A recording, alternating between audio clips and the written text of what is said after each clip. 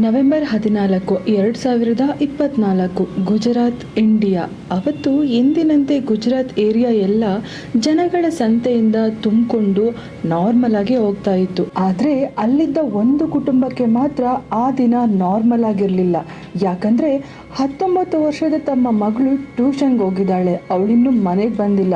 Phone ಮಾಡಿದ್ರೆ switch off ಅಂತ ಬರ್ತಾ ಇದೆ. ಇಷ್ಟಕ್ಕೂ ಆಕೆಗೆ ಏನಾಯ್ತು? ಇಡೀ ಗುಜರಾತ್ನೇ ನಡುಗಿಸಿದ ಒಂದು ನೈಜ ಕತೆ ಬಗ್ಗೆನೇ ನಾನಿವತ್ತು ನಿಮ್ಮ ಜೊತೆ ಮಾತಾಡ್ತಿರೋದು. ನಮಸ್ಕಾರ ಚದುರಂಗ ವೀಕ್ಷಕರೇ, ನೀವು ನೋಡ್ತಾ ಇದ್ದೀರಾ ಚದುರಂಗ ನೈಜ ಕತೆಗಳು. ನಾನು ದೀಪಿಕಾ. ಬನ್ನಿ ಇವತ್ತಿನ ಈ ನೈಜ ಕತೆ ಏನಾಯ್ತಂತ ನೋಡೋಣ.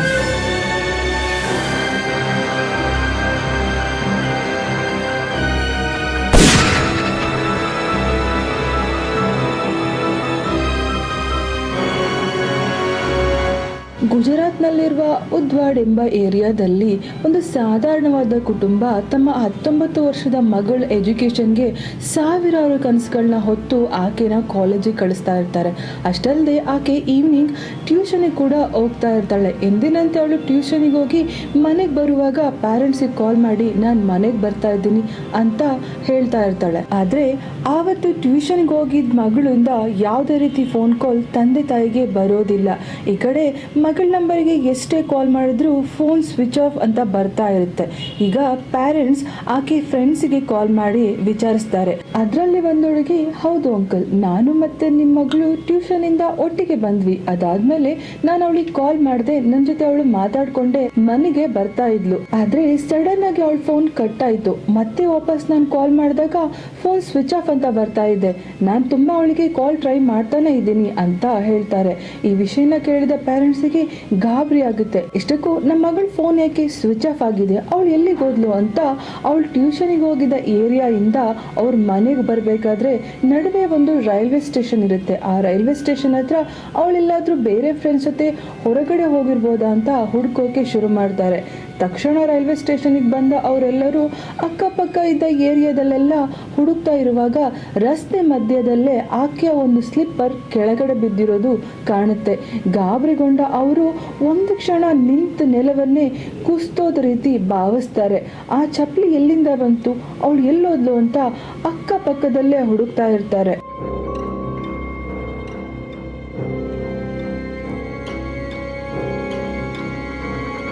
ಈ ರೀತಿ ತಂದೆ ತಾಯಿಗಳು ಮತ್ತೆ ಅಲ್ಲೇ ಇದ್ದ ಸಾರ್ವಜನಿಕರು ಎಲ್ಲರೂ ಆಕೆಯನ್ನ ಹುಡುಕ್ತಾ ಇರುವಾಗಲೇ ಪಕ್ಕದಲ್ಲಿದ್ದ ಒಂದು ಮಾವಿನ ತೋಟದ ಹತ್ರ ಎಲ್ಲರೂ ಹೋಗ್ತಾರೆ.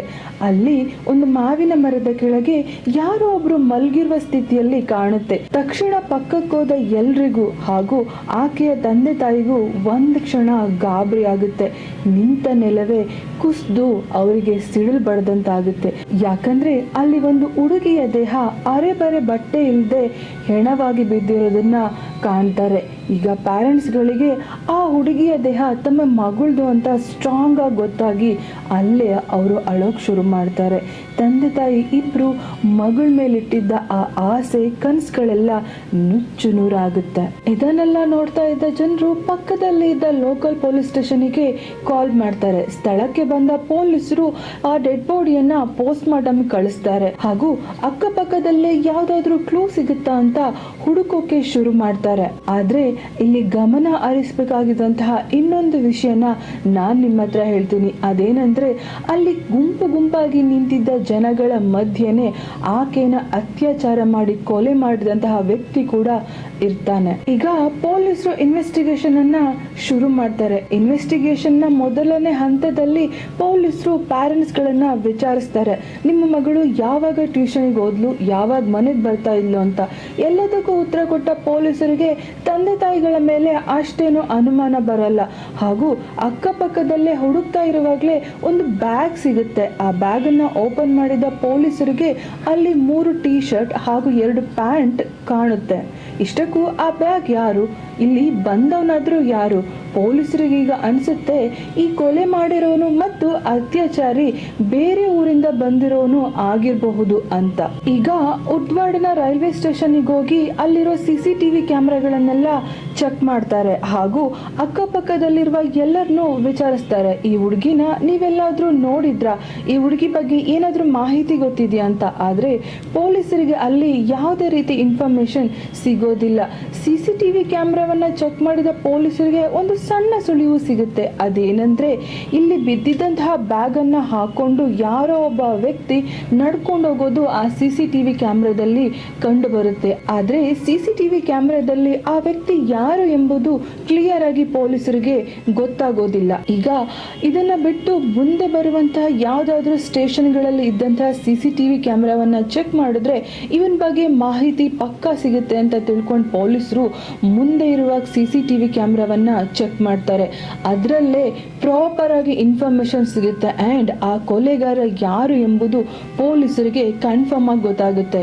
ಹೌದು, ಆ CCTV ಫುಟೇಜ್ ಅಲ್ಲಿ ಆ ವ್ಯಕ್ತಿ ಅದೇ ಬ್ಯಾಗ್ ಅನ್ನ ಹಾಕೊಂಡು ಎಲ್ಲಿಗೂ ಹೋಗ್ತಾ ಇರೋ ರೀತಿಯಲ್ಲಿ ಕಾಣುತ್ತೆ. ಅಷ್ಟೇ ಅಲ್ಲದೆ ಆ ವ್ಯಕ್ತಿ ತನ್ನ ಎಡಗಾಲನ್ನ ಎಳ್ಕೋತಾ ಹೋಗ್ತಾ ಇರ್ತಾನೆ, ಯಾಕಂದ್ರೆ ಅವನು ಹ್ಯಾಂಡಿಕ್ಯಾಪ್ಟ್ ಆಗಿರ್ತಾನೆ. ಈಗ ಪೊಲೀಸರೆಲ್ಲರೂ CCTV ಕ್ಯಾಮ್ರಾದಲ್ಲಿ ಸಿಕ್ಕಂತಹ ಆ ಫೋಟೋನ ಇಟ್ಕೊಂಡು ಅಕ್ಕಪಕ್ಕದಲ್ಲಿರುವ ಪೊಲೀಸ್ ಸ್ಟೇಷನ್ಗೆ ಹಾಗೂ ಅಕ್ಕಪಕ್ಕದಲ್ಲೇ ಇರುವ ಸ್ಟೇಟ್ಗಳಿಗೆ ಆತನ ಮೇಲೆ ಇದಕ್ಕೂ ಮುಂಚೆ ಯಾವ್ದಾದ್ರು ಕೇಸ್ ರಿಜಿಸ್ಟರ್ಡ್ ಆಗಿದ್ಯಾ ಅಂತ ವಿಚಾರಿಸ್ತಾ ಇರ್ತಾರೆ. ಇನ್ವೆಸ್ಟಿಗೇಷನ್ ಕೂಡ ಶರವೇಗದಲ್ಲೇ ನಡೀತಾ ಇರುತ್ತೆ. ಈ ಕಡೆ ಪೋಸ್ಟ್ ಮಾರ್ಟಮ್ ಕಳಿಸಿದ ಆಕೆಯ ಡೆಡ್ ಬಾಡಿ ರಿಪೋರ್ಟ್ ಕೂಡ ಬರುತ್ತೆ. ಪೋಸ್ಟ್ ಮಾರ್ಟಮ್ ಅಲ್ಲಿ ಯಾರೋ ಆಕೆಯ ಕುತ್ತಿಗೆಯನ್ನ ಬಿಗಿಯಾಗಿ ಇಚ್ಚುಕಿ ಕೊಲೆ ಮಾಡಿದ್ದಾರೆ ಹಾಗೂ ಕೊಲೆ ಮಾಡೋಕ್ಕೂ ಮೊದಲು ಹಾಗೂ ಕೊಲೆ ಮಾಡಿದ ನಂತರ ಆಕೆಯನ್ನ ಅತ್ಯಾಚಾರ ಮಾಡಿ ತುಂಬಾ ವಿಕೃತವಾಗಿ ಕೊಲೆ ಮಾಡಿದ್ದಾರೆ ಅಂತ ಅಲ್ಲಿ ಗೊತ್ತಾಗುತ್ತೆ. ಇದನ್ನ ಕೇಳಿದ ಪೊಲೀಸರಿಗೆ ಒಂದು ಕ್ಷಣ ಶಾಕ್ ಆಗುತ್ತೆ. ಬಿಕಾಸ್ ನೈಜತೆಯನ್ನ ಮರೆತ ಒಬ್ಬ ವ್ಯಕ್ತಿ ಕೊಲೆಯಾಗಿರುವ ಒಂದು ಹೆಣ್ಣು ಮಗಳ ದೇಹವನ್ನ ಮೃಗದ ಹಾಗೆ ಅತ್ಯಾಚಾರ ಮಾಡಿರ್ತಾನೆ. ಊಹೆ ಮಾಡ್ಕೊಳ್ಳಿ, ಈ ವಿಚಾರವನ್ನ ಕೇಳಿದ ತಂದೆ ತಾಯಿಗಳ ಸ್ಥಿತಿ ಆದ್ರೂ ಏನಾಗಿರಬಹುದು. ಟ್ಯೂಷನ್ಗೆ ಹೋಗಿ ಬರ್ತೀನಂತ ಹೋದ ಮಗಳು ಸತ್ತ ಹೆಣದ ರೀತಿಯಲ್ಲಿ ಹಾಗೂ ಅತ್ಯಾಚಾರಕ್ಕೊಳಗಾಗಿ ಕೊಲೆ ಆಗಿದ್ದಾಳೆ ಅಂತ ಗೊತ್ತಾದ ತಂದೆ ತಾಯಿಗಳ ಮನಸ್ಸಿಗೆ ಅದೆಷ್ಟು ಆಘಾತ ಆಗಿರ್ಬೋದಲ್ವಾ. ಈ ರೀತಿ ಗುಜರಾತ್ ಪೊಲೀಸರು ಕೊಲೆಗಾರನನ್ನ ಹುಡುಕ್ತಾ ಇರುವ ಸಮಯದಲ್ಲೇ ನವೆಂಬರ್ 19, 2024 ಅಂದ್ರೆ ಈ ಅತ್ಯಾಚಾರ ಹಾಗೂ ಕೊಲೆ ಆದ ದಿನದಿಂದ 5ನೇ ದಿನಕ್ಕೆ ಕರೆಕ್ಟ್ ಆಗಿ ಇನ್ನೊಂದು ಕೊಲೆ ಆಗಿದೆ ಅಂತ ಪೊಲೀಸರಿಗೆ ಇನ್ಫಾರ್ಮೇಶನ್ ಸಿಗುತ್ತೆ. ಹೌದು, ವೆಸ್ಟ್ ಬೆಂಗಾಲ್ನ ಕತಿಯಾರ್ ಎಕ್ಸ್ಪ್ರೆಷನ್ ಟ್ರೈನ್ ಅಲ್ಲಿ ಒಬ್ಬ ವ್ಯಕ್ತಿಯ ಸತ್ತ ದೇಹ ಸಿಕ್ಕಿದೆ ಅಂತ ಗುಜರಾತ್ ಪೊಲೀಸರಿಗೆ ಇನ್ಫಾರ್ಮೇಶನ್ ಸಿಗುತ್ತೆ. ಇಷ್ಟಕ್ಕೂ ಆ ವ್ಯಕ್ತಿ ಯಾರು, ಆ ವ್ಯಕ್ತಿ ಯಾಕೆ ರೈಲ್ ಒಳಗಡೆ ಸತ್ತಿದ್ದಾರೆ ಅಂತ ಪ್ರಾಪರ್ ಆಗಿ ಇನ್ವೆಸ್ಟಿಗೇಷನ್ ಅನ್ನ ನಡೆಸ್ತಾ ಇರ್ತಾರೆ. ಇನ್ವೆಸ್ಟಿಗೇಷನ್ ಟೈಮ್ ಅಲ್ಲಿ ವೆಸ್ಟ್ ಬೆಂಗಾಲ್ ಪೊಲೀಸಿಗೆ ಇಲ್ಲಿ ಸತ್ತೋಗಿರೋ ವ್ಯಕ್ತಿ ಸೌಮಿತ್ರ ಚತುರ್ ಎಂಬುವರು, ಅವರು ಒಬ್ಬ ತಬಲಾ ನುಡ್ಸೋರಾಗಿದ್ರು ಅಂತ ಗೊತ್ತಾಗುತ್ತೆ. ಆ ತರ ಕೊಲೆಯಾದ ಆ ವ್ಯಕ್ತಿ ಒಬ್ಬ ಹ್ಯಾಂಡಿಕ್ಯಾಪ್ಟ್ ಅನ್ನೋದು ಪೊಲೀಸರಿಗೆ ಗೊತ್ತಾಗುತ್ತೆ. ಕಾರ್ಯಕ್ರಮವನ್ನ ಮುಗಿಸಿ ಹ್ಯಾಂಡಿಕ್ಯಾಪ್ಟ್ಗೆ ಅಂತ ಸಪರೇಟ್ ಆಗಿರುವ ಕಂಪಾರ್ಟ್ಮೆಂಟ್ ಅಲ್ಲಿ ಅವರು ಬರ್ತಾ ಇರುವಾಗ ಅವ್ರ ಕೊಲೆ ಆಗಿದೆ. ಅಷ್ಟೇ ಅಲ್ಲದೆ ಅವ್ರ ಹತ್ರ ಇದ್ದಂತಹ ಮೊಬೈಲ್ ಫೋನ್, ಪರ್ಸ್ ಹಾಗೂ ಅವರ ಥಿಂಗ್ಸ್ ಎಲ್ಲ ಕಾಣೆಯಾಗಿದೆ ಅಂತ ಪೊಲೀಸರಿಗೆ ಗೊತ್ತಾಗುತ್ತೆ. ಸೊ ಈಗ ಪೊಲೀಸರು ಈ ಕೊಲೆಯನ್ನ ಯಾರೋ ಒಬ್ಬ ಕಳ್ಳತನಕ್ಕಾಗಿ ಮಾಡಿದಾನೆ ಅಂತ ಅನ್ಕೋತಾರೆ. ಈ ಕೇಸ್ನ ವಿಚಾರಣೆಯನ್ನ ಬೇರೆ ಒಂದು ಪೊಲೀಸ್ ಟೀಮ್ ಮಾಡ್ತಾ ಇರುತ್ತೆ. ಯಾಕಂದ್ರೆ ಈ ಕೊಲೆ ನಡೆದಿರೋದು ವೆಸ್ಟ್ ಬೆಂಗಾಲ್ ಅಲ್ಲಿ ಹಾಗೂ ಮೊದಲೇ ಒಂದು ಕೊಲೆ ನಡೆದಿತ್ತಲ್ಲ ಅದು ಗುಜರಾತ್ ಅಲ್ಲಿ. ಸತ್ತ ವ್ಯಕ್ತಿಯ ಮೊಬೈಲ್ ಅನ್ನ ಕಳ್ಳ ಕದ್ಕೊಂಡಿರೋದು ಕನ್ಫರ್ಮ್ ಆಗಿದೆ. ಸೊ ಈಗ ಫೋನ್ ಅವನ ಹತ್ರನೇ ಇರುತ್ತೆ. ಅವನ ನಂಬರಿಗೆ ಕಾಲ್ ಮಾಡಿದ್ರೆ ಅವನ್ ಪಕ್ಕ ಸಿಗ್ತಾನೆ ಅನ್ನೋ ಕಾನ್ಫಿಡೆಂಟ್ ಅಲ್ಲೇ ಪೊಲೀಸರು ಆ ನಂಬರಿಗೆ ಕಾಲ್ ಮಾಡ್ತಾರೆ. ಸೊ ಈಗ ಪೊಲೀಸರು ಆ ನಂಬರ್ಗೆ ಟ್ರೈ ಮಾಡಿದಾಗ ಆ ಫೋನ್ ಈಗ ಆಂಧ್ರ ಪ್ರದೇಶದಲ್ಲಿ ಇದೆ ಅಂತ ಗೊತ್ತಾಗುತ್ತೆ. ಮತ್ತೆ ಆ ಫೋನ್ ನೆಟ್ವರ್ಕ್ ನ ಚೆಕ್ ಮಾಡಿದ ಪೊಲೀಸರಿಗೆ ಅದು ತಮಿಳುನಾಡಿನ ಸೇಲಂ ಅಲ್ಲಿದೆ ಅಂತ ಗೊತ್ತಾಗುತ್ತೆ. ಈಗ ಪೊಲೀಸರಿಗೆ ಕನ್ಫ್ಯೂಷನ್ ಜಾಸ್ತಿ ಆಗುತ್ತೆ. ಯಾಕಂದ್ರೆ ಪದೇ ಪದೇ ಈ ನೆಟ್ವರ್ಕ್ ಬೇರೆ ಬೇರೆ ಊರಲ್ಲಿ ಬೇರೆ ಬೇರೆ ಸ್ಟೇಟ್ಗಳಲ್ಲಿ ತೋರಿಸ್ತಾ ಇರೋದು ಪೊಲೀಸರಿಗೆ ಒಂದು ಚಾಲೆಂಜಿಂಗ್ ಕೇಸೇ ಆಗಿರುತ್ತೆ. ಈ ಕಡೆ ಗುಜರಾತಿನಲ್ಲಿ 19 ವರ್ಷದ ಹುಡುಗಿ ಮೇಲೆ ಅತ್ಯಾಚಾರ ಆಗಿ ಕೊಲೆ ಆಗಿರುವ ಪ್ರಕರಣದಲ್ಲಿ ಪೊಲೀಸರು ಆ ವ್ಯಕ್ತಿಯ ಫೋಟೋವನ್ನ ಇಟ್ಕೊಂಡು ಹುಡುಕ್ತಾ ಇರುವಾಗಲೇ ಆ ವ್ಯಕ್ತಿ ಸೂರತ್ತಿನ ಒಂದು ಜೈಲಲ್ಲಿದ್ದ ಅಂತ ಕನ್ಫರ್ಮ್ ಆಗುತ್ತೆ.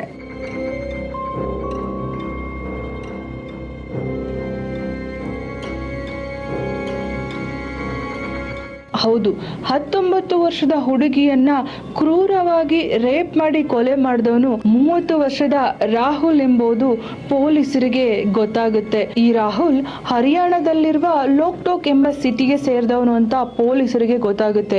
ಈ ಸಣ್ಣ ಸುಳಿವು ಸಾಕು ಪೊಲೀಸರಿಗೆ ಆ ಕ್ರಿಮಿನಲ್ ನ ಹಿಡಿಯೋಕೆ. ಬಟ್ ಪೊಲೀಸರು ಅನ್ಕೊಂಡಿದ್ದಷ್ಟು ಸುಲಭವಾಗಿ ರಾಹುಲ್ ನ ಹಿಡಿಯೋಕ್ಕಾಗಲ್ಲ. 10 ಸ್ಪೆಷಲ್ ಟೀಮ್ ಅನ್ನ ರಚನೆ ಮಾಡಿದ್ರು ಕೂಡ ಪೊಲೀಸರು ರಾಹುಲ್ ಅನ್ನ ಹಿಡಿಯೋಕ್ಕಾಗಲ್ಲ. ಬಿಕಾಸ್ ಅವನ್ ಫೋನ್ ನೆಟ್ವರ್ಕ್ ಆಗಾಗ ಚೇಂಜ್ ಆಗ್ತಾನೆ ಇತ್ತು. ಸೊ ಇದಕ್ಕೆ ಪೊಲೀಸರಿಗೆ ಅವನನ್ನ ಹಿಡಿಯೋದು ಸ್ವಲ್ಪ ಕಷ್ಟ ಆಗಿತ್ತು. ಇದೆಲ್ಲ ಆಗಿ 5 ದಿನ ಕಳೆದೇ ಹೋಗುತ್ತೆ. ಅದು ನವೆಂಬರ್ 24, 2024. ಅಂದ್ರೆ ಮೊದಲನೇದಾಗಿ ಅತ್ಯಾಚಾರ ಕೊಲೆಯಾಗಿದ್ದ ದಿನದಿಂದ 10 ದಿನ ಕಳೆದು ಅಂಡ್ ಎರಡನೇ ಕೊಲೆಯಾಗಿ 5 ದಿನ ಕಳೆದು ಮತ್ತೆ ಇನ್ನೊಂದು ಕೊಲೆಯಾಗಿದೆ ಅಂತ ಪೊಲೀಸರಿಗೆ ಇನ್ಫಾರ್ಮೇಶನ್ ಸಿಗುತ್ತೆ. ಕರ್ನಾಟಕದಲ್ಲಿರುವ ಮನುಗುರು ಎಕ್ಸ್ಪ್ರೆಸ್ ಟ್ರೈನ್ ನಲ್ಲಿ ಒಂದು ಮಹಿಳೆಯ ದೇಹ ಕೊಲೆಯಾಗಿರುವ ಸ್ಥಿತಿಯಲ್ಲಿ ಸಿಕ್ಕಿದೆ ಅಂತ ಕರ್ನಾಟಕ ಪೊಲೀಸರಿಗೆ ಗೊತ್ತಾಗುತ್ತೆ. ಕೊಲೆ ನಡೆದ ಜಾಗಕ್ಕೆ ಹೋದ ಕರ್ನಾಟಕ ಪೊಲೀಸರಿಗೆ ಅಲ್ಲಿ ಕೊಲೆಯಾಗಿರೋದು 40ರಿಂದ 47 ವರ್ಷದ ರಮಣಮ್ಮ ಎಂಬ ಮಹಿಳೆ ಅಂತ ಪೊಲೀಸರಿಗೆ ಗೊತ್ತಾಗುತ್ತೆ. ಅಂಡ್ ಈಕೆ ಹೈದರಾಬಾದ್ ಅಲ್ಲಿರುವ ತಮ್ಮ ರಿಲೇಟಿವ್ಸ್ ನ ನೋಡೋಕೆ ಹೋಗ್ತಾ ಇದ್ಲು ಅನ್ನೋದು ಕೂಡ ಗೊತ್ತಾಗುತ್ತೆ. ಕೊಲೆಗಾರ ಆಕೆನ ಕೊಲೆ ಮಾಡಿ ಆಕೆ ಹತ್ರ ಇದ್ದ ಚಿನ್ನ ಮತ್ತು ಹಣ ಹಾಗೂ ಆಕೆಯ ಫೋನ್ ಅನ್ನ ತಗೊಂಡು ಹೋಗಿರ್ತಾನೆ. ಅಷ್ಟೇ ಅಲ್ಲದೆ ಆಕೆನ ಅತ್ಯಾಚಾರ ಮಾಡಿದಾನೆ ಅಂತ ಕರ್ನಾಟಕ ಪೊಲೀಸರಿಗೆ ಕನ್ಫರ್ಮ್ ಆಗಿ ಗೊತ್ತಾಗುತ್ತೆ. ಆದ್ರೆ ಇಲ್ಲಿ ಒಂದು ವಿಷಯನ ಪೊಲೀಸರು ಸೂಕ್ಷ್ಮವಾಗಿ ಅಬ್ಸರ್ವ್ ಮಾಡ್ತಾರೆ. ಆಕೆ ಟ್ರೈನ್ ಬುಕ್ ಮಾಡಿದ ಟಿಕೆಟ್ ಅನ್ನ ನೋಡಿದ್ರೆ ಆಕೆ ಲೇಡೀಸ್ ಕೋಚ್ ಅಲ್ಲಿ ಇರ್ತಾಳೆ. ಆದ್ರೆ ಆಕೆನ ಅತ್ಯಾಚಾರ ಮಾಡಿ ಕೊಲೆ ಮಾಡಿದ್ದು ಮಾತ್ರ ಅಂಗವಿಕಲರಿಗಾಗಿ ಸಪರೇಟ್ ಆಗಿರುವ ಬೋಗಿಯಲ್ಲಿ ಅಂತ ಗೊತ್ತಾಗುತ್ತೆ. ಇಷ್ಟಕ್ಕೂ ಆಕೆ ಅಂಗವಿಕಲರಿದ್ದಂತಹ ಕೋಚಿಗೆ ಹೋದ್ಲು. ಅವಳನ್ನ ಕೊಲೆ ಮಾಡಿದವರಾದ್ರೂ ಯಾರು? ಈಗ ಕರ್ನಾಟಕ ಪೊಲೀಸರು ಈ ಕೇಸನ್ನ ಸ್ಟ್ರಾಂಗ್ ಆಗಿ ಇನ್ವೆಸ್ಟಿಗೇಷನ್ ಮಾಡ್ತಾ ಇರ್ತಾರೆ. ಅಂಡ್ ಈ 3 ಕೊಲೆಗಳನ್ನ ಒಬ್ಬನೇ ವ್ಯಕ್ತಿ ಮಾಡಿದ್ದು ಅಂತ ನಮಗ್ ಗೊತ್ತು ಹಾಗೂ ನಿಮ್ಗೂ ಗೊತ್ತು. ಆದ್ರೆ ಪೊಲೀಸರಿಗೆ ಮಾತ್ರ ಈ ವಿಚಾರ ಗೊತ್ತಿರೋಲ್ಲ. ಬಿಕಾಸ್ ಕೊಲೆ ನಡೆದಿರೋದು ಡಿಫ್ರೆಂಟ್ ಸ್ಟೇಟ್ ಅಲ್ವಾ.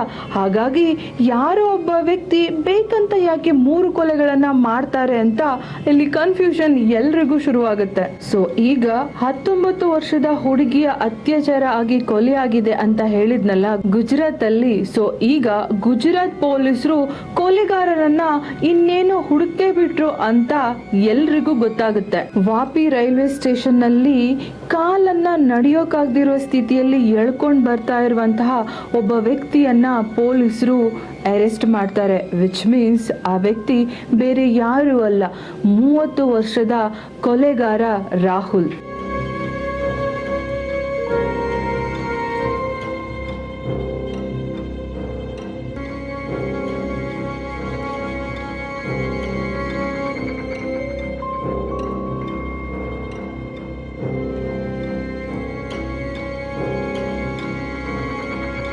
ಈ ರೀತಿ ರಾಹುಲ್ ಹತ್ರ ಇನ್ವೆಸ್ಟಿಗೇಷನ್ ಶುರು ಮಾಡಿದ ಪೊಲೀಸರು ಮೊದಲನೇದಾಗಿ ಅವರು 19 ವರ್ಷದ ಹುಡುಗಿಯ ಕೇಸಿನಲ್ಲಿ ಅವನನ್ನ ಅರೆಸ್ಟ್ ಮಾಡಿದೀವಿ ಅಂತ ಅನ್ಕೋತಾರೆ. ಆದ್ರೆ ಈ ಕಥೆಯಲ್ಲಿ ಅಂಡ್ ರಾಹುಲ್ ಹೇಳಿದ ವಿಚಾರಗಳಲ್ಲಿ ಟ್ವಿಸ್ಟ್ ಮೇಲೆ ಟ್ವಿಸ್ಟ್ ಸಿಗುತ್ತೆ.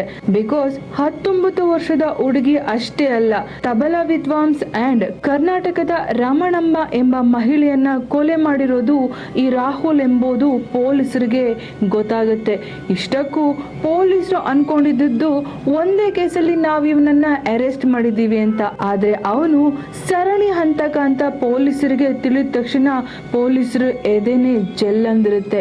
ಮೇ ಬಿ ಇನ್ವೆಸ್ಟಿಗೇಷನ್ ಮಾಡಿದ ಟೈಮಲ್ಲಿ ಪೊಲೀಸರೇ ಒಂದು ಕ್ಷಣ ಭಯ ಪಟ್ಟಿರಬಹುದಲ್ವಾ. ಯಾಕಂದ್ರೆ ಒಬ್ಬ ಹ್ಯಾಂಡಿಕ್ಯಾಪ್ಟ್ ಹೇಗೆ ಇಷ್ಟು ಕೊಲೆಗಳನ್ನ ಮಾಡೋಕ್ ಸಾಧ್ಯ? ಇದ್ರ ಮೋಟಿವ್ ಆದ್ರೂ ಏನು? ಅವನ ಹಿಂದೆ ಬೇರೆ ಯಾರಾದ್ರೂ ಇದಾರ? ಅವನ ಜೊತೆ ಇನ್ನು ಹಲವಾರು ಕೈಗಳು ಸೇರ್ಕೊಂಡಿದ್ಯಾ ಅಂತ ಪೊಲೀಸರಿಗೆ ಅನುಮಾನ ಶುರುವಾಗುತ್ತೆ. ಈಗ ರಾಹುಲ್ ಪೊಲೀಸ್ರ ಹತ್ರ ಈ ಎಲ್ಲ ಕೊಲೆಗಳನ್ನ ಹೇಗ್ ಮಾಡಿದೆ, ಯಾತಕ್ಕಾಗಿ ಮಾಡಿದೆ ಅಂತ ಹೇಳ್ತಾನೆ. ಇಷ್ಟಕ್ಕೂ ರಾಹುಲ್ ಯಾಕೆ ಈ ಕೊಲೆಗಳನ್ನ ಮಾಡ್ದ, ಅವನು ಹೇಳಿದ ಸ್ಟೋರಿಗಳಾದ್ರೂ ಯಾವುದು? ರಾಹುಲ್ ಜೇತ್ ಎಂಬ ಈ ವ್ಯಕ್ತಿ ತನ್ನ 5 ವರ್ಷ ಇರುವಾಗಲೇ ಆತನಿಗೆ ಪೋಲಿಯೋ ಅಟ್ಯಾಕ್ ಆಗಿ ಅವನು ಒಂದು ಕಾಲು ಎಳೆಯೋಕೆ ಶುರು ಮಾಡ್ತಾನೆ. ಇದರಿಂದ ಅವನ ಸ್ಕೂಲಲ್ಲಿ ಎಲ್ಲರೂ ಅವನನ್ನ ಕಿಂಡಲ್ ಮಾಡಿ ಟೀಸ್ ಮಾಡ್ತಾ ಇರ್ತಾರೆ. ಬೇಜಾರಾದ ರಾಹುಲ್ ಸ್ಕೂಲ್ಗೆ ಹೋಗೋದೇ ಬೇಡ ಅಂತ ಸ್ಕೂಲ್ಗೆ ಹೋಗೋದನ್ನ ನಿಲ್ಲಿಸ್ತಾನೆ. ದೊಡ್ಡವನಾಗ್ತಾ ಆಗ್ತಾ ರಾಹುಲ್ಗೆ ಲಾರಿ ಡ್ರೈವರ್ ಆಗ್ಬೇಕು ಎಂಬ ಆಸೆ ಉಟ್ಕೊಳ್ಳುತ್ತೆ. ಆದ್ರೆ ಅವನ ಕಾಲಿಗೆ ಪೋಲಿಯೋ ಅಟ್ಯಾಕ್ ಆಗಿದ ಕಾರಣ ಅವನು ಲಾರಿ ಡ್ರೈವರ್ ಆಗೋಕೆ ಸಾಧ್ಯ ಇಲ್ಲ. ಇದರಿಂದ ತುಂಬಾ ಬೇಜಾರಾಗಿದ್ದ ರಾಹುಲ್ಗೆ ಮುಂದೇನ್ ಮಾಡ್ಬೇಕು ಎಂಬ ಯೋಚನೆ ಬರುತ್ತೆ. ಮತ್ತೆ ಅವನಿಗೆ ಈ ಸೊಸೈಟಿಯನ್ನ ನೋಡಿ ತುಂಬಾ ಕೋಪ ಕೂಡ ಬರುತ್ತಂತೆ. ಅಂಡ್ ಇದೆಲ್ಲವನ್ನು ನೋಡಿ ನೋಡಿ ಅವನು ಒಬ್ಬ ಲಾರಿ ಡ್ರೈವರ್ ಆಗೋಕೆ ನನ್ನ ಕೈಲಿಂದ ಆಗಲ್ಲ ಅಂದ್ಮೇಲೆ ನಾನು ಲಾರಿಗಳನ್ನ ಕದೀತೀನಿ ಅಂತ ಹೇಳಿ ಲಾರಿಗಳನ್ನ ಕದಿಯೋ ಕಳ್ಳನಾಗಿ ಮಾರ್ಪಾಡಾಗ್ತಾನೆ. ಈ ರೀತಿ ಲಾರಿಗಳನ್ನ ಕಳ್ತನ ಮಾಡುವ ವಿಷಯದಲ್ಲಿ ಅವನ್ ಹಲವಾರು ಸರಿ ಜೈಲಿಗೆ ಹೋಗಿರ್ತಾನೆ. ಆ ರೀತಿ ಜೈಲಿಗೆ ಹೋದವನೇ ಅಲ್ಲಿ ಯಾರನ್ನ ಮೀಟ್ ಮಾಡ್ತಾನೆ? ಅಲ್ಲಿ ಮೀಟ್ ಮಾಡಿದವರಾದ್ರೂ ಯಾರು? ಜೈಲಲ್ಲಿ ಅವನು ಯಾರನ್ನ ಮೀಟ್ ಮಾಡಿದ್ನೋ, ಯಾರ ಜೊತೆ ಇದ್ನೋ ಅದ್ ಗೊತ್ತಿಲ್ಲ. ಆದ್ರೆ ಅವರನ್ನ ಮೀಟ್ ಮಾಡಾದ್ಮೇಲೆನೆ ಅವನು ಕೊಲೆಗಾರ ಅಂದ್ರೆ ಸೀರಿಯಲ್ ಕೊಲೆಗಾರ ಆಗಿ ತನ್ನ ಬುದ್ಧಿಯನ್ನ ಚೇಂಜ್ ಮಾಡ್ಕೋತಾನೆ. ಅಕ್ಟೋಬರ್ 20, 2024 ಪುಣೆ ಟು ಕನ್ಯಾಕುಮಾರಿಗೆ ಹೋಗೋ ಟ್ರೈನ್ ಅಲ್ಲಿ ಸಪರೇಟ್ ಆಗಿ ಹ್ಯಾಂಡಿಕ್ಯಾಪ್ಟ್ ಗಳಿಗೆ ಇರುವಂತಹ ಒಂದು ಬೋಗಿಗೆ ಲೇಡಿ ಒಬ್ರು ಹತ್ಕೋತಾರೆ. ಸಾಧಾರಣವಾಗಿ ಹ್ಯಾಂಡಿಕ್ಯಾಪ್ಟ್ ಗಳೇ ಇರುವಂತಹ ಬೋಗಿಯಲ್ಲಿ ಜನ ಕಡಿಮೆ ಇರೋದ್ರಿಂದ ಆಕೆ ಆ ಬೋಗಿಗೆ ಹತ್ಕೋತಾಳೆ. ಅಲ್ಲೇ ರಾಹುಲ್ ಕೂಡ ಇರ್ತಾನೆ. ಆಕೆ ಜೊತೆ ನಾರ್ಮಲ್ ಆಗಿ ಮಾತಾಡ್ತಾನೆ. ಸೊ ಟ್ರೈನ್ ಈಗ ಹೋಗ್ತಾ ಇರೋ ಟೈಮಲ್ಲೇ ಇಬ್ರು ಮಾತಾಡ್ಕೊಂಡು ಆರಾಮಾಗೆ ಇರ್ತಾರೆ. ರಾಹುಲ್ ಅಲ್ಲಿ ಯಾರು ಇಲ್ದಿರೋದನ್ನ ಕನ್ಫರ್ಮ್ ಮಾಡ್ಕೊಂಡು ಸಡನ್ ಆಗಿ ಆಕೆ ಮೇಲೆ ಹಲ್ಲೆ ಮಾಡ್ತಾನೆ. ಶಾಕ್ ಆದ ಆ ಮಹಿಳೆ ಹೋರಾಟ ಮಾಡಿ ಅವನಿಂದ ಬಿಡಿಸ್ಕೊಳ್ಳೋಕೆ ಟ್ರೈ ಮಾಡ್ತಾಳೆ. ಬಟ್ ಆಗೋದಿಲ್ಲ. ಅಷ್ಟೊತ್ತಿಗಾಗ್ಲೇ ರಾಹುಲ್ ಆಕೆಯನ್ನ ಕೊಲೆ ಮಾಡಿಬಿಡ್ತಾನೆ. ಅಂಡ್ ಆಕೆ ಹತ್ರ ಇದ್ದಂತಹ ಮೊಬೈಲ್, ಗೋಲ್ಡ್, ಪರ್ಸ್ ಹಾಗೂ ಆಕೆಯ ಹಣಗಳನ್ನ ದೋಚ್ತಾನೆ. ಅಷ್ಟೇ ಅಲ್ಲದೆ ಅದೇ ಬೋಗಿಯಲ್ಲಿ ಆಕೆನ ಅತ್ಯಾಚಾರ ಮಾಡ್ತಾನೆ. ಈ ರೀತಿ ಅತ್ಯಾಚಾರ ಮಾಡಿ ಕೊಲೆ ಮಾಡಿದ ರಾಹುಲ್ ಅಲ್ಲಿಂದ ಎಸ್ಕೇಪ್ ಆಗ್ತಾನೆ. ಅಕ್ಟೋಬರ್ 25, 2024 ಬ್ಯಾಂಗ್ಳೂರ್ ಅಂದ್ರೆ ಈ ಕೊಲೆ ನಡೆದು ಕರೆಕ್ಟ್ ಆಗಿ 5 ದಿನ. ಬ್ಯಾಂಗ್ಳೂರ್ ಟು ಮುರುಡೇಶ್ವರಕ್ಕೆ ಹೋಗ್ತಾ ಇದ್ದ ಒಂದು ಕಂಪಾರ್ಟ್ಮೆಂಟ್ ಅಂದ್ರೆ ಹ್ಯಾಂಡಿಕ್ಯಾಪ್ಟ್ ಗಳೇ ಇದ್ದಂತಹ ಒಂದು ಕಂಪಾರ್ಟ್ಮೆಂಟಿಗೆ ರಾಹುಲ್ ಹತ್ಕೋತಾನೆ. ಆ ಕಂಪಾರ್ಟ್ಮೆಂಟ್ ಅಲ್ಲಿ ಒಂಟಿಯಾಗಿ ಟ್ರಾವೆಲ್ ಮಾಡ್ತಿದ್ದಂತಹ 60 ವರ್ಷದ ವ್ಯಕ್ತಿ ಹತ್ರ ರಾಹುಲ್ ಸಿಗರೆಟ್ ಇದೆಯಾ ಅಂತ ಕೇಳ್ತಾನೆ. ಅದಕ್ಕೆ ಆ ವ್ಯಕ್ತಿ ಅವನನ್ನ ಕಿಂಡಲ್ ಮಾಡ್ತಾನೆ. ನನ್ನ ಹತ್ರ ಸಿಗರೆಟ್ ಇಲ್ಲ ಅಂತ ಜೋಕ್ ಮಾಡ್ತಾನೆ. ಇದಕ್ಕೆ ಕೋಪಗೊಂಡ ರಾಹುಲ್ ಆ ವ್ಯಕ್ತಿ ಮೇಲೆ ಹಲ್ಲೆ ಮಾಡಿ ಆ ವ್ಯಕ್ತಿನೂ ಕೂಡ ಕೊಲೆ ಮಾಡ್ತಾನೆ. ಇದೊಂಥರ ವಿಚಿತ್ರನೇ ಅನ್ಸುತ್ತೆ ಅಲ್ವಾ? ಕೇವಲ ಸಿಗರೇಟ್ಗಾಗಿ ಒಬ್ಬ ವ್ಯಕ್ತಿನ ಕೊಲೆ ಮಾಡಬಹುದಾ? ಇಲ್ಲ. ಯಾಕಂದ್ರೆ ಆ ವ್ಯಕ್ತಿ ಹತ್ರ ಮೊಬೈಲ್, ಹಣ ಮತ್ತು ಪರ್ಸ್ ಇರೋದನ್ನ ರಾಹುಲ್ ಗಮನಿಸಿರ್ತಾನೆ. ಅದಕ್ಕಾಗಿಯೇ ಮೇ ಬಿ ಆ ವ್ಯಕ್ತಿನ ರಾಹುಲ್ ಅವತ್ತು ಕೊಲೆ ಮಾಡಿದ್ದ ಅನ್ಸತ್ತೆ. ಇದಾದ್ಮೇಲೆ ನಾವು ಸ್ಟಾರ್ಟಿಂಗ್ ಅಲ್ಲಿ 19 ವರ್ಷದ ಹುಡುಗಿ ಮೇಲೆ ಅತ್ಯಾಚಾರ, ಕೊಲೆ ಆಯಿತು ಅಂತ ನೋಡಿದ್ವಲ್ಲ.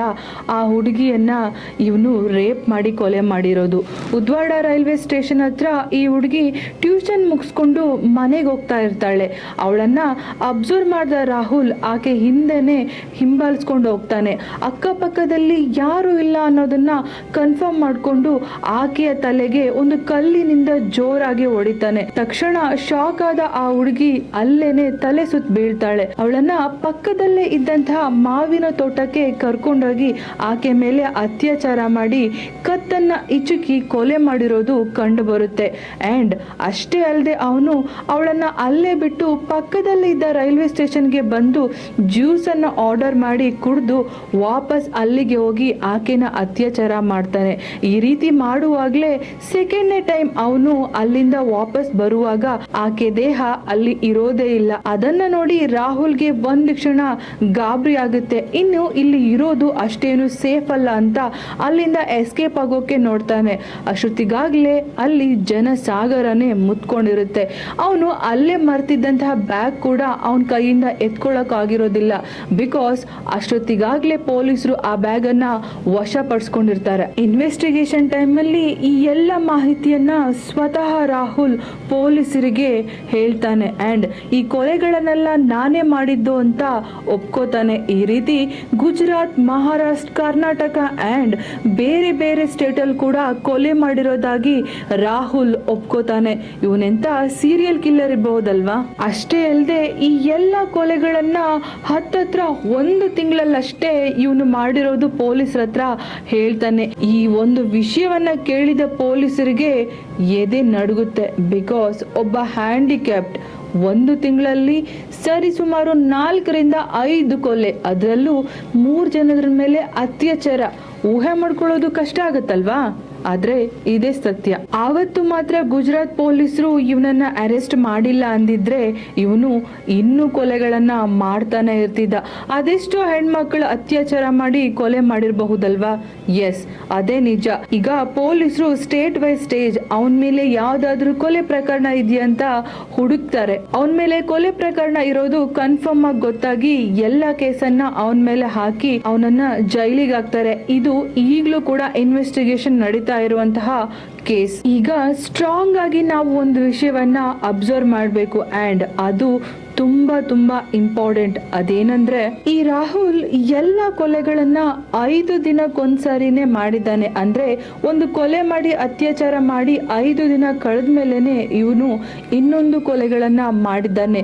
ಸೊ ಈಗ ಇವನು ಯಾವ್ಯಾವ ಡೇಟ್ ಅಲ್ಲಿ ಕೊಲೆಗಳನ್ನ ಮಾಡಿದ್ದಾನೆ ಅಂದ್ರೆ, ರಾಹುಲ್ ಮಾಡಿದ ಕೊಲೆಗಳಲ್ಲಿ ಮೊದಲನೇ ಕೊಲೆ 2024 ಅಕ್ಟೋಬರ್ 20 ಅಂಡ್ ಎರಡನೇ ಕೊಲೆ 2024 ಅಕ್ಟೋಬರ್ 25, ಮೂರನೇ ಕೊಲೆ 2024 ನವೆಂಬರ್ 14, ನಾಲ್ಕನೇ ಕೊಲೆ 2024 ನವೆಂಬರ್ 19 ಅಂಡ್ ಐದನೇ ಕೊಲೆ 2024 ನವೆಂಬರ್. ಸೊ ಈಗ ಎರಡನೇ ಕೊಲೆ ನಡೆದಂತಹ ಅಕ್ಟೋಬರ್ 25, 2024 ಅಂಡ್ ಮೂರನೇ ಕೊಲೆ ನಡೆದಂತಹ 14 ನವೆಂಬರ್ 2024. ಇವೆರಡರ ಮಧ್ಯೆ ಒಂದು 20 ದಿನ ಗ್ಯಾಪ್ ಇರಬಹುದು. ಸೊ ಈ 20 ದಿನ ಗ್ಯಾಪ್ ಅಲ್ಲಿ ಅವನು ಅಂದ್ರೆ ಅಕ್ಟೋಬರ್ 30, ನವೆಂಬರ್ 4, ನವೆಂಬರ್ 9 ಈ ದಿನಗಳಲ್ಲೂ ಕೂಡ ಅವನು ಕೊಲೆ ಮಾಡಿರಬಹುದು.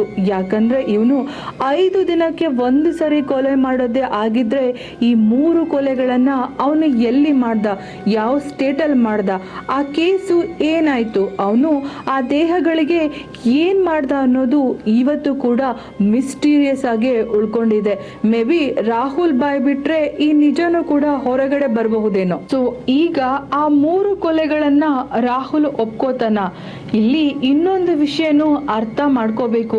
ಏನಂದ್ರೆ ಇದು ಯಾವ್ದೋ 10 ವರ್ಷದ 20 ವರ್ಷದ ಇಲ್ಲ 30 ವರ್ಷದ ಕತೆ ಅಲ್ಲ. ಇದು 2024 ನೈಜ ಕತೆ. ಬಿಕಾಸ್ ರಾಹುಲ್ ಕೊಲೆ ಮಾಡಿದ್ದು 2024 ನವೆಂಬರ್, ಅಕ್ಟೋಬರ್ ಈ ತಿಂಗಳಲ್ಲೇ. ಸೊ ಈಗ ನಾವು 2025 ಜನವರಿಯಲ್ಲಿದ್ದೀವಿ. ಸೊ ರಾಹುಲ್ 3 ತಿಂಗಳ ಹಿಂದೆ ಅಷ್ಟೇ ಇಷ್ಟು ಕೊಲೆಗಳನ್ನ ಮಾಡಿದ್ದಾನೆ. ಸೊ ನಮ್ಮ ಸೊಸೈಟಿಯಲ್ಲಿ ನಾವು ಇಷ್ಟು ದಿನ ಒಬ್ಬ ಕೊಲೆಗಾರ ಹಾಗೂ ಅತ್ಯಾಚಾರಿಯ ಜೊತೆ ನಾವು ಬದುಕ್ತಾ ಇದ್ವಿ ಅಲ್ವಾ.